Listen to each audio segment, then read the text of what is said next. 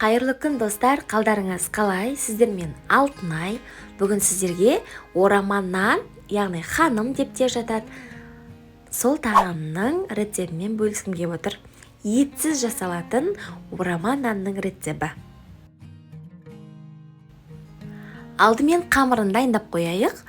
Жылы суымызға жұмыртқамызды, тұзымызды салып, жақсылап араластырамыз. Одан кейін алдын ала ситадан өткізіп қойған ұнымызды салып, қамыр елейтін боламыз.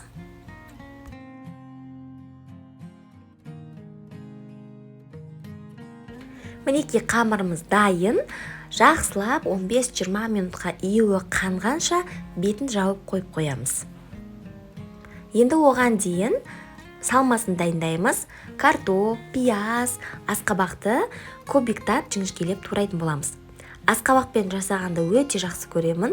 Әрі пайдалы, витаминге бай көкөніс.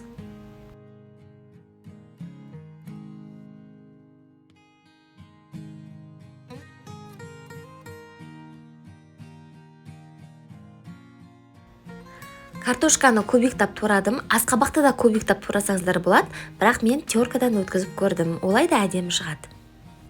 Мінекей қамырымыз дайын. Енді жаюға оңай болу үшін екіге бөліп алдым.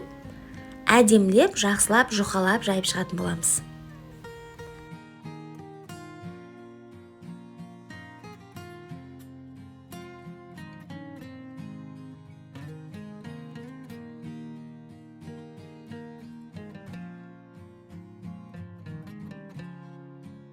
Салмасына қара бұрыш және тұзды дәміне қарай қалауларыңыз бойынша салып шығасыздар.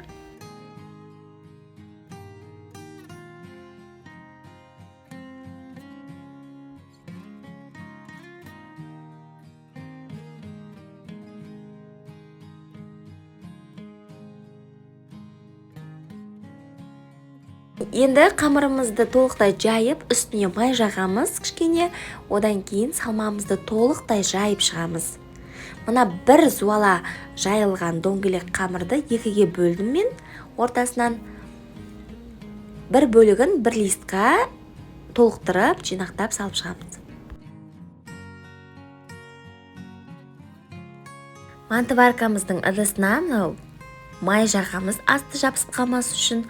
Сосын жаңағы бір бөлігін осылай дөңгелек етіп орналастырамыз. Немесе пышақпен кес жеріп орналастырсаңыздар да болады. Бетін майлаймыз жақсылап. Алдын ала суын қайнатып, су қайнағаннан кейін үстіне қойып 40 минуттай пісіріп аламыз. Мінекей орама нанымыз пісті. Иісі де керемет, жұп-жұмсақ, әрі дәмді, керемет болып шығады. Міндетті түрде жасап көріңіздер. Видеоны соңына дейін қарағандарыңызға көп-көп рахмет. Менің каналыма тіркеліп қоюды ұмытпаңыздар. Сау болыңыздар, сіздермен болған Алтынай.